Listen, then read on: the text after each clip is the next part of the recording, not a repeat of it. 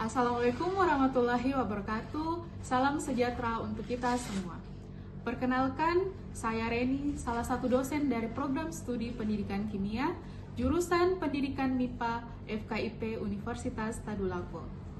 Perkenankan saya kali ini untuk menjelaskan tentang salah satu mata kuliah yang saya ampu, yaitu mata kuliah kimia organik.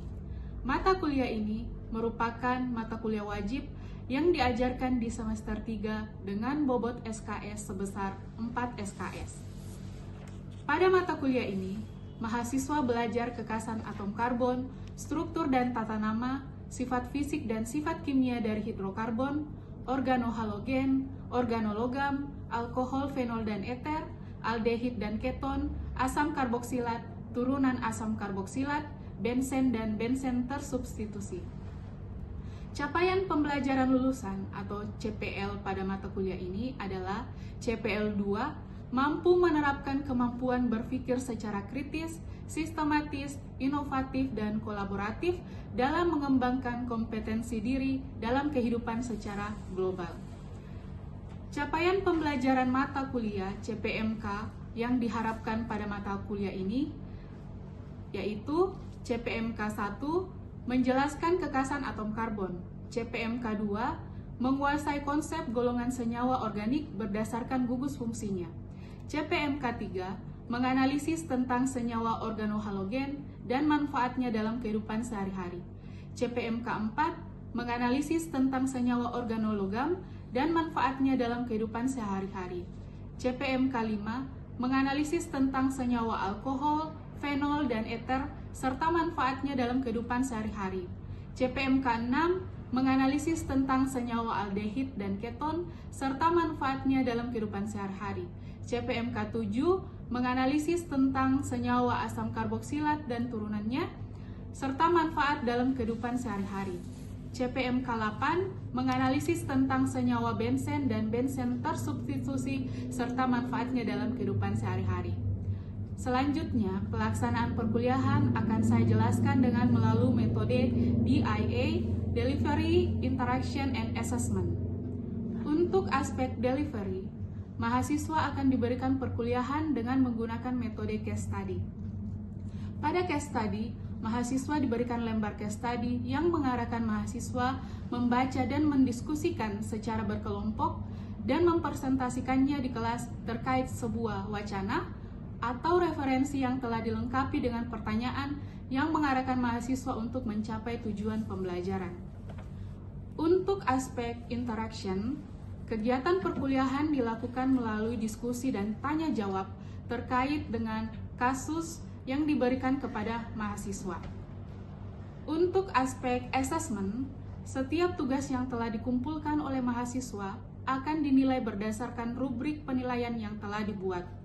Adapun bobot penilaian yang digunakan dalam perkuliahan ini terdiri dari aktivitas mahasiswa sebesar 10%, case method sebesar 60%, UTS sebesar 15%, dan UAS sebesar 15%.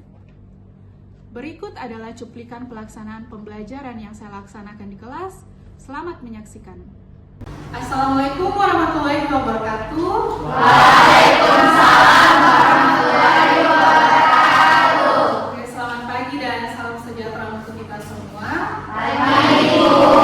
Baik, hari ini kita akan melanjutkan pertemuan kita pada mata kuliah kimia organik. Namun sebelum kita melanjutkan materi hari ini, Ibu mau mengulas materi pada pertemuan sebelumnya.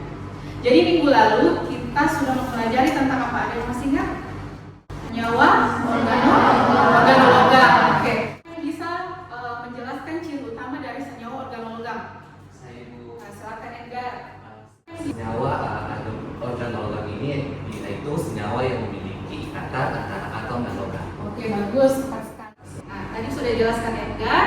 Sekarang kenapa senyawa organologam ini penting dalam sintesis senyawa organik? Ada yang bisa? Saya Ibu. Oke, silakan Pak.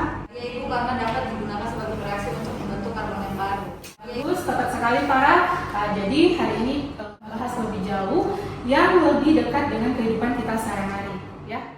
Bahas lebih jauh. Jadi seperti pertemuan-pertemuan sebelumnya kita masih menggunakan media Padlet. Jadi sudah ada LPS, materi dan LKPD yang bisa kalian lihat nanti. Jadi acuannya untuk pembelajaran kita pada hari ini.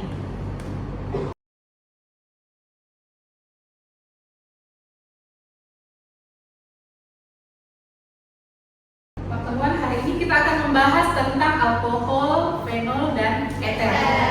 Dalam pembelajaran yang akan kalian capai yaitu yang pertama, membandingkan sifat fisik dari alkohol, fenol, dan eter. Kemudian yang kedua, menelaah tata nama senyawa alkohol, fenol, dan eter. Yang ketiga, menelaah reaksi-reaksi pembuatan golongan alkohol. Yang keempat, memberikan contoh kasus senyawaan alkohol, fenol, dan eter dalam kehidupan sehari-hari. Perhatikan di depan ada beberapa gambar, mungkin pernah digunakan dalam kehidupan sehari-hari. Apa?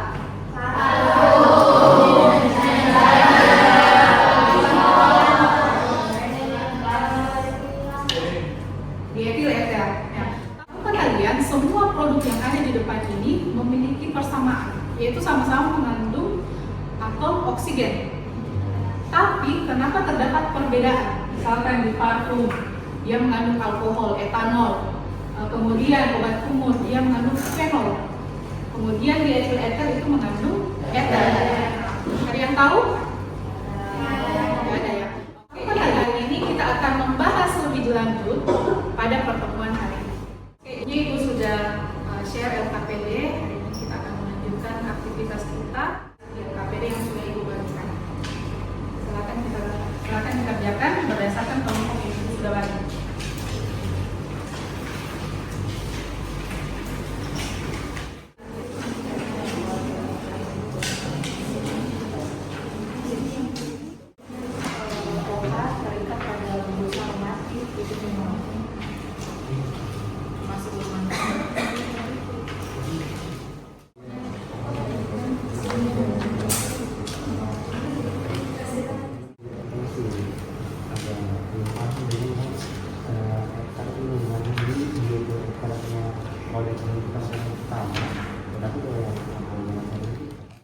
Salju kemudian di antara dengan oksigen, kemudian meningkat lagi gugus karbon yang lain, meter.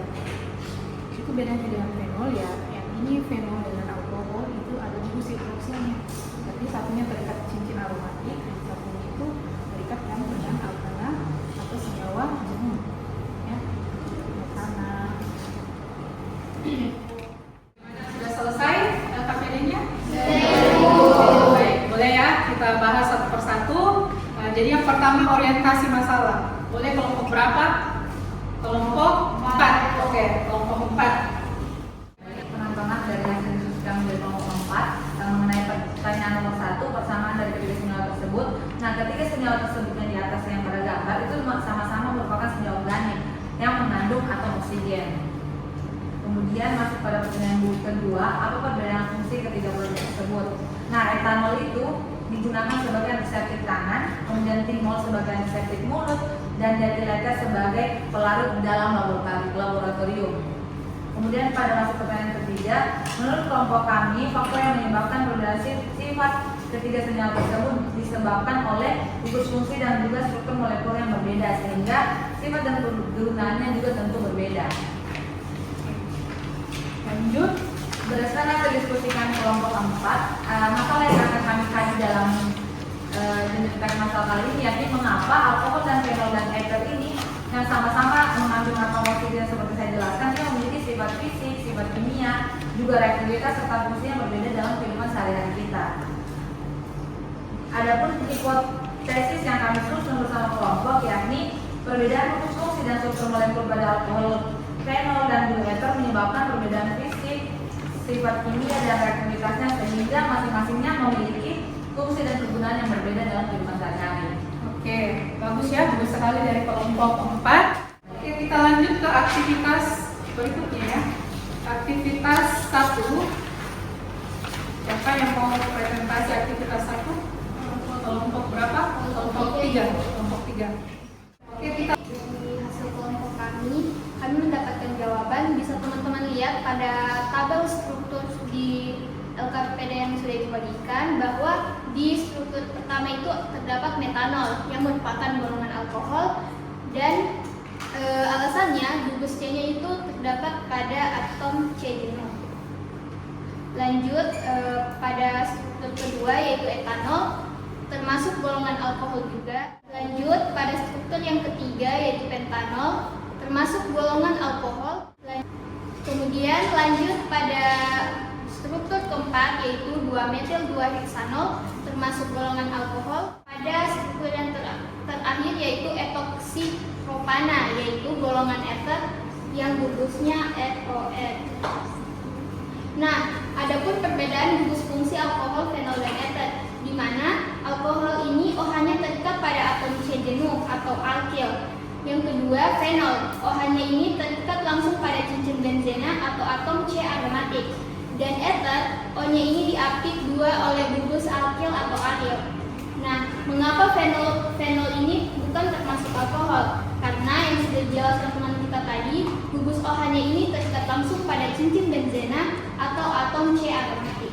Baik, itu saja yang dapat kami sampaikan. Baik, terima kasih Ibu sekali ya jawaban dari kelompok 2. Jadi sudah dijelaskan perbedaan antara alkohol, fenol maupun eter. Oke, Ibu lanjut bahas sedikit alkohol, fenol, dan eter. Jadi alkohol, fenol, dan eter itu dapat dianggap sebagai turunan dari air ya. Turunan dari air, bisa kalian lihat di depan ada gugus fungsi alkohol, fenol maupun eter. Ada persamaan antara alkohol dengan fenol. Sama-sama memiliki gugus hidroksil. Oke. Nah, alkohol merupakan senyawa yang memiliki gugus hidroksil yang terikat pada atom karbon jenuh. Ya, dibandingkan dengan fenol itu senyawa yang memiliki gugus hidroksil yang terikat langsung pada cincin benzena. Sedangkan eter senyawa yang atom oksigennya menghubungkan dua atom karbon. Jadi oksigen ini berada di tengah, ya. Jadi terhubung antara dua atom karbon lainnya. Oke, lanjut. Kita lanjut di aktivitas kedua ya. Aktivitas kedua itu membandingkan sifat fisik dari kimia alkohol, fenol, dan eter.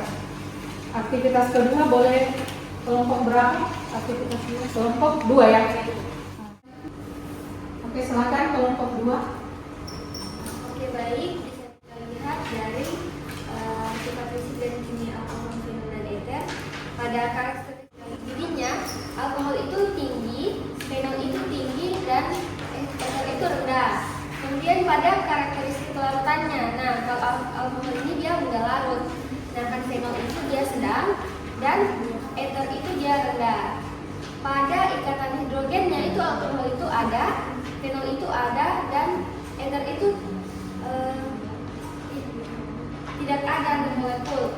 Kemudian yang terakhir itu karakteristik keasamannya. Nah, kalau alkohol itu dia lemah, dan kalau fenol dia lebih asam. Dan yang terakhir itu eter, keasamannya itu hampir netral. Baik, selanjutnya analisis. Itu yaitu mengapa alkohol memiliki titik-titik lebih tinggi daripada eter. Karena alkohol memiliki ikatan hidrogen antar molekul. Sekian, terima kasih. Terus yang kedua, mengapa fenol lebih asam daripada alkohol? Nah, silakan dulu. Nah, kenapa fenol lebih asam daripada alkohol itu karena ion fenoksida itu lebih stabil akibat resonansi. Ini terkait sifat fisik dari alkohol, fenol maupun eter ya. Nah, dilihat dari sifat fisiknya, alkohol yang paling sederhana itu metanol, berwujud cair pada suhu kamar. Nah, sebaliknya kalau kita bandingkan dengan alkana melalui metana, mulai dari metana ya hingga butana, itu berwujud gas pada suhu kamar. Nah, kemudian untuk fenol itu merupakan senyawa yang tidak berwarna, berbentuk kristal dan memiliti titik yang lebih rendah, sehingga dia mulai mudah mencair, dan senyawa fenol lainnya juga umumnya berbentuk padatan. Kemudian untuk eter itu senyawa yang tidak berwarna, yang memiliki bau khas dan relatif harum. Nah, tadi ada analisis mengapa alkohol memiliki titik didih yang lebih tinggi daripada eter? Jadi eter itu memiliki titik yang lebih rendah ya dibandingkan alkohol dengan jumlah atom karbon yang sama. Nah, jadi terdapat perbedaan ya. Alkohol itu lebih rendah dibandingkan dengan dibandingkan dengan eter. Tadi sudah jelaskan ya, karena adanya ikatan hidrogen. Kemudian kita lanjut ke kelarutan. Kalau kelarutan dilihat dari alkohol itu semakin banyak jumlah atom karbon dalam alkohol, maka kelarutannya itu akan semakin menurun.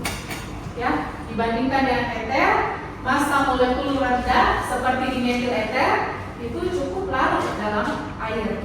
Nah, kemudian fenol itu sebagian besar turunannya itu hanya sedikit larut dalam air. Itu fenol. Ya, untuk kelarutan. Untuk keasaman, ya, di aktivitas 2 kan ada pertanyaan mengapa fenol lebih asam dari alkohol. Tadi sudah jelaskan oleh Nilu, ya. Jadi kita lihat dulu keasaman alkohol dan fenol. Seperti halnya air, alkohol dan fenol itu merupakan asam lemah, ya. Gus hidroksilnya ini akan menyumbangkan proton kepada suatu basa sehingga terjadi reaksi disosiasi yang serupa dengan air. Kemudian untuk fenol itu merupakan asam yang lebih kuat, ya. Fenol itu asam yang lebih kuat daripada alkohol karena ion fenoksida yang terbentuk itu lebih stabil karena adanya resonansi.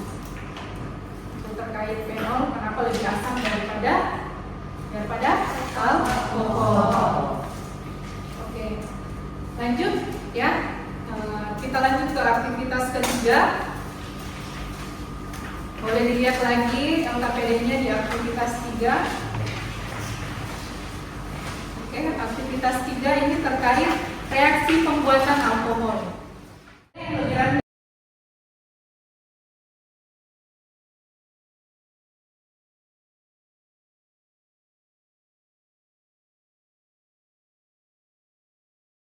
Oke, sudah ada persamaan reaksi dari hidrasi alkena. Kemudian dilanjutkan. Oke,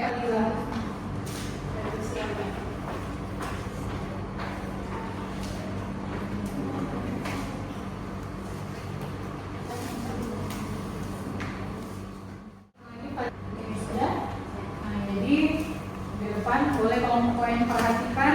Ini jawaban dari kelompok 3. Ada hidrasi alkena, reduksi aldehid, reduksi keton, dan fermentasi. Bagaimana? Ada yang mau ditanggapi dari kelompok lain? Oke, baik. Dari kelompok 3 sudah menuliskan ya apa jawaban mereka terkait hidrasi alkena, reduksi aldehid, reduksi keton, dan fermentasi. Dari kelompok lain ada yang menanggapi? Boleh, Farah? Menurut kelompok 4 ada banyak Sudah sama.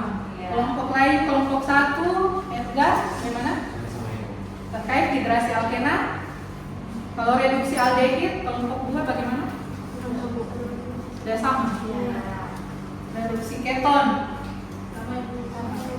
dan fermentasi. Oke. Nah, Ibu menjelaskan sedikit ya terkait beberapa reaksi. Di depan kan sudah ada reaksi hidrasi alkena, reduksi aldehid, reduksi keton, fermentasi itu sama-sama untuk pembuatan alkohol ya. Jadi produk akhirnya itu pasti alkohol ya. Jadi ada beberapa reaksi pembuatan alkohol baik dari reaksi substitusi nukleofilik, kemudian reaksi Grignard dari formaldehid itu direaksikan dengan reaksi Grignard itu MgBr itu akan menghasilkan alkohol primer ya. Kemudian untuk aldehid yang lain jika direaksikan dengan reaksi Grignard itu akan menghasilkan alkohol sekunder. Kemudian keton jika direaksikan dengan reaksi Grignard akan menghasilkan alkohol tersier. Nah, di depan di sana kan ada reduksi aldehid, ada reduksi keton. Kalian bisa lihat yang mana menghasilkan alkohol sekunder, yang mana menghasilkan alkohol tersier. Kemudian ada hidrasi alkena, itu misalkan dari etena direaksikan dengan H2O, itu akan membentuk etanol. Ya. bisa kalian perhatikan. Kemudian untuk analisis bagaimana? Terkait analisis di aktivitas 3, mengapa alkohol primer lebih mudah mengalami oksidasi dibanding alkohol tersier? Silakan Pak Dila. Karena alkohol primer itu memiliki atom hidrogen pada karbon yang memiliki atau mengikat gugus OH sehingga dia itu mudah dioksidasi. Nah, sedangkan alkohol tersier itu tidak gitu. Nah, yang kedua, bagaimana hubungan struktur alkohol dengan reaktivitasnya? Nah, jawaban kami yakni struktur alkohol itu mempengaruhi reaktivitas. Jadi semakin banyak gugus alkil, maka semakin sulit untuk mengalami oksidasi. Mungkin itu saja. Oke, bagus dari kelompok 3. Oke, kita lanjut lagi. Terkait aktivitas yang berikutnya, boleh kelompok berapa yang untuk pemecahan masalah? Kelompok berapa? Kelompok 1. Oke, kelompok 1. Kelompok 1 untuk nomor 1 pertanyaannya, mengapa etanol digunakan sebagai bahan aktif hand sanitizer? Jawabannya karena mampu membunuh mikroorganisme dengan dosa protein dan membran selnya. Kemudian untuk pertanyaan nomor 2, mengapa timol digunakan sebagai antiseptik pada obat kumur? Karena memiliki sifat antibakteri yang dapat menghambat pertumbuhan kuman di rongga mulut. Dan untuk pertanyaan ketiga, mengapa dietil ester digunakan sebagai pelarut organik? Karena dapat melakukan banyak senyawa organik dan tidak membuang. Nah, untuk tabel di bawahnya itu Ibu, produk pertama yang hand sanitizer senyawanya adalah etanol. Kemudian sifat yang mendukung yaitu antiseptik dan mudah membuang. Kemudian untuk alasan penggunaannya dapat membunuh mikroorganisme. Nah, untuk produk kedua itu ada obat kumur dan senyawanya adalah timol. Kemudian sifat yang mendukung antiseptik dan untuk alasan penggunaannya itu dapat menghambat pertumbuhan bakteri. Nah, untuk produk ketiga dietil eter, senyawanya adalah eter dan untuk sifat pendukungnya itu sebagai pelarut organik dan mudah membuang. Dan alasan penggunaannya dapat melakukan senyawa organik. Baik itu sendiri. Ya, silakan. Jadi Ibu kurang lebih sama yang tadi Ibu jelaskan dan teman-teman jelaskan. Nah, di sini lebih singkatnya, etanol itu digunakan sebagai bahan aktif hand sanitizer itu karena etanol itu dapat membunuh kuman dan virus. Nah, ada juga timol itu digunakan sebagai antiseptik pada obat kumur itu karena timol ini bersifat antiseptik sehingga membunuh bakteri. Nah, ada juga etil eter digunakan sebagai pelarut organik. Nah, karena etil eter ini dapat melakukan banyak senyawa organik. Nah, untuk produk senyawa hand sanitizer itu etanol, kemudian sifat yang mendukung itu antiseptik, kemudian alasannya itu bisa membunuh kuman, dan untuk obat kumur itu senyawanya timol, sifat yang mendukungnya itu antiseptik, dan alasannya itu membunuh bakteri di mulut. Nah, untuk dietil eter itu senyawanya dietil eter dan sifat yang mendukungnya itu pelarut organik. Nah, alasannya itu bisa melakukan senyawa organik. Bagus, terima kasih untuk kelompok 5 ya sudah menambahkan penjelasan dari kelompok 2. Jadi Ibu sudah bisa melihat bahwa kalian sudah bisa mengetahui pengaplikasian dari alkohol, fenol maupun eter. Dari pemecahan masalah yang sudah dipaparkan kelompok 2 maupun kelompok 5 itu bisa menjawab beberapa kasus ya di awal pembelajaran tadi. Aplikasi dari fenol maupun eter maupun alkohol itu bisa kita lihat dari bahan bakar, bahan pelarut untuk kosmetik dan parfum maupun minuman beralkohol ya. Oke, sampai sini ada yang mau ditanyakan? Oke, jadi cukup hari ini materi kita.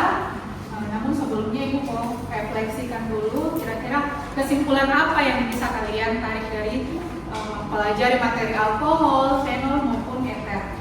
Kita kembali lagi ke tujuan pertama tadi. Itu terkait membandingkan sifat fisik, kimia, alkohol, fenol dan eter. Silakan, siapa yang mau memberikan kesimpulan? Silakan Pak.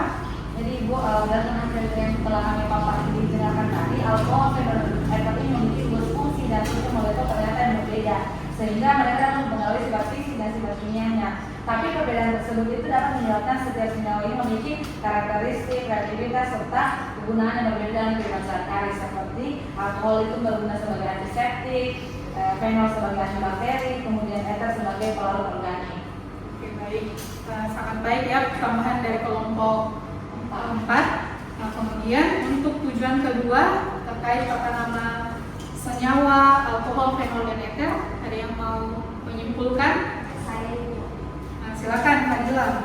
untuk yang pertama tata nama alkohol, di mana kita tahu bahwa setiap tata nama atau senyawa alkohol ini harus diakhiri dengan ol. Nah, yang kedua, penorong rantai cabang itu dilakukan dengan memberi atom karbon yang mengandung gugus hidroksil dengan nomor yang paling kecil. Nah, jika terdapat banyak rantai cabang pada rantai utama, penamaan rantai cabang ini harus berdasarkan alfabet. Nah, yang kedua tata nama fenol, di mana fenol ini sama seperti tata nama benzena, di mana atom C yang mengikat substituen dengan abjad huruf depannya itu harus didahulukan dan diberi nomor 1. Nah, yang kedua penamaannya itu harus dimulai dari substituen berdasarkan urutan abjad, kemudian diakhiri dengan kata benzena. Nah, yang ketiga, pada banyak senyawa fenol ini kan merupakan nama dasar. Nah, yang keempat itu atom C itu pada cincin yang mengikat gugus OH itu harus menempati posisi nomor 1. Nah, aturan nama itu biasa digunakan menggunakan nama orto, meta, dan para anggota golongan fenol yang lain, diberi dengan sesuai dengan sistem IUPAC atau dengan nama trivial.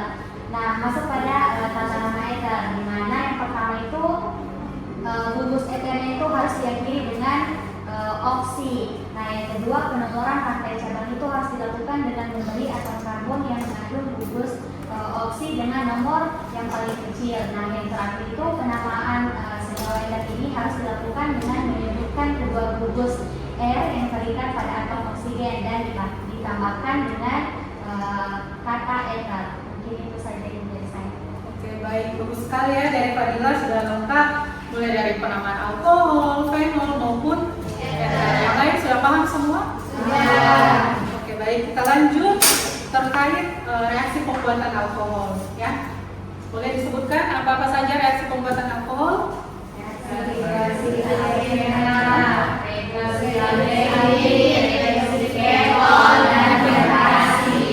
Jadi ada reaksi apa? Reduksi aldehid, reduksi keton, fermentasi, maupun hidrasi alkena. Oke.